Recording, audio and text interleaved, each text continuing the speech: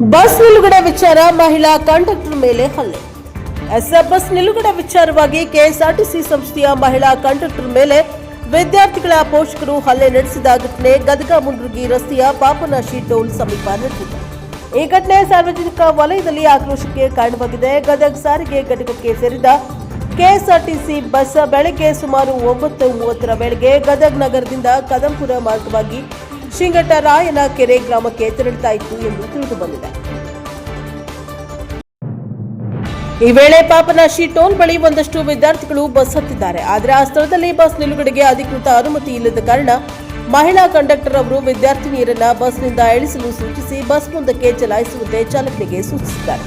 ಈ ವಿಷಯ ತಿಳಿದ ವಿದ್ಯಾರ್ಥಿಗಳ ಪೋಷಕರು ಬಸ್ ಅನ್ನ ಬೆನ್ನಟ್ಟಿ ಬಂದು ಪಾಪನಾಶಿ ಟೋಲ್ ಬಳಿ ಅಡ್ಡಗಟ್ಟಿ ನಿಲ್ಲಿಸಿ ಬಸ್ನಲ್ಲಿದ್ದ ಮಹಿಳಾ ಕಂಡಕ್ಟರ್ ಅವರನ್ನ ಅವಾಚ್ಯ ಶಬ್ದಗಳಿಂದ ನಿಂದಿಸಿ ಅವರ ಮೊಬೈಲ್ ಕಸಿದುಕೊಂಡು ಅಲ್ಲದೆ ಅವರ ಕಪಾಳಕ್ಕೆ ಹೊಡೆದು ಹಲ್ಲೆ ನಡೆಸಿದ್ದಾರೆ ಎನ್ನಲಾಗಿದೆ.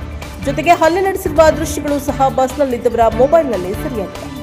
ಘಟನೆಯ ನಂತರ ಮಹಿಳಾ ಕಂಡಕ್ಟರ್ ಅವರು ಗದಗ ಶಹರ್ ಪೊಲೀಸ್ ಠಾಣೆಗೆ ದೂರು ನೀಡಲು ಮುಂದಾಗಿದ್ದು ಪ್ರಕರಣ ದಾಖಲಿಸಿಕೊಳ್ಳುವ ಪ್ರಕ್ರಿಯೆ ನಡೆಯುತ್ತಿದೆ. ಹಲ್ಲೆ ನಡೆಸಿದ ಆರೋಪಿಗಳನ್ನು ಬಂಧಿಸಲು ಶಹರ ಪೊಲೀಸರು ಬಲವಿಸಿದ್ದಾರೆ.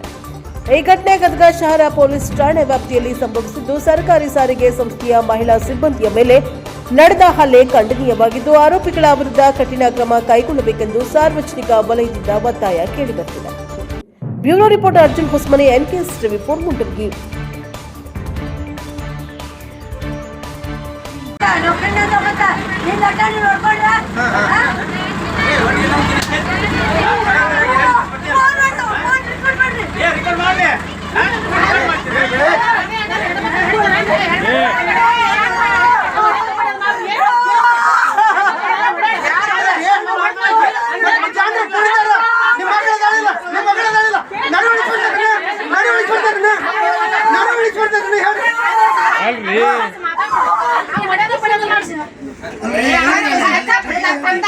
ನೀವು